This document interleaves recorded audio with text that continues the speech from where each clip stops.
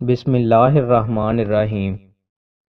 رسول اللہ صلی اللہ علیہ وآلہ وسلم نے ارشاد فرمایا، جو کہ شب قدر میں ایمان کے ساتھ اور حصول ثواب کی نیت سے عبادت میں کھڑا ہو، اس کے تمام اگلے گناہ بخش دیے جائیں گے، اور جس نے رمضان کے روزے ایمان کے ساتھ اور ثواب کی نیت سے رکھے، اس کے اگلے تمام گناہ معاف کر دیے جائیں گے۔ رسول اللہ صلی اللہ علیہ وآلہ وسلم نے ارشاد فرمایا، اللہ سبحانہ و تعالیٰ کا ارشاد گرامی ہے، میرے ہاں میرے بندوں میں محبوب ترین وہ روزہ دار ہے جو افطار کا وقت ہو جانے کے بعد افطاری کرنے میں جلدی کرے۔ رسول اللہ صلی اللہ علیہ وآلہ وسلم نے ارشاد فرمایا، ایک دوسرے سے حسد نہ کرو، ایک دوسرے سے بغض نہ رکھو، ایک دوسرے سے قطع تعلق نہ کرو، اور اللہ کے بندے ایک دوسرے کے بھائی بن کر رہو۔ رسول اللہ صلی اللہ علیہ وآلہ وسلم نے ارشاد فرمایا،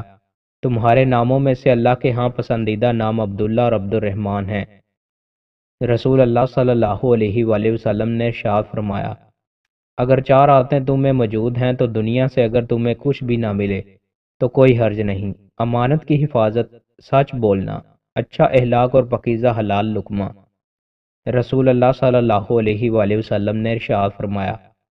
اے عائشہ، اگر تم سے گناہ ہو گیا ہے تو اللہ تعالیٰ سے بخشی طلب کرو، بس بے شک گناہ سے توبہ، ندامت اور استغفار ہے۔ رسول اللہ صلی اللہ علیہ وآلہ وسلم نے ارشاد فرمایا، اللہ تعالیٰ اس شخص کو جنت میں داخل کرے گا جو خریدنے اور بیچنے میں یا قرض لینے اور واپس کرنے میں آسان نرم خو تھا۔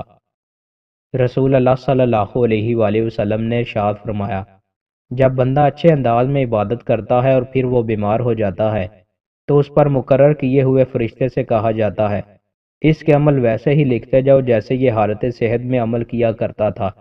حتیٰ کہ میں اسے صحت یاب کر دوں یا اسے اپنے پاس بلا لوں۔ رسول اللہ صلی اللہ علیہ وآلہ وسلم نے ارشاد فرمایا، کوئی شخص چار چیزوں پر ایمان لائے بغیر مومن نہیں ہو سکتا: اللہ واحد پر جس کا کوئی شریک نہیں، میرے اللہ کے رسول ہونے پر، مرنے کے بعد دوبارہ اٹھائے جانے پر، اور تقدیر پر۔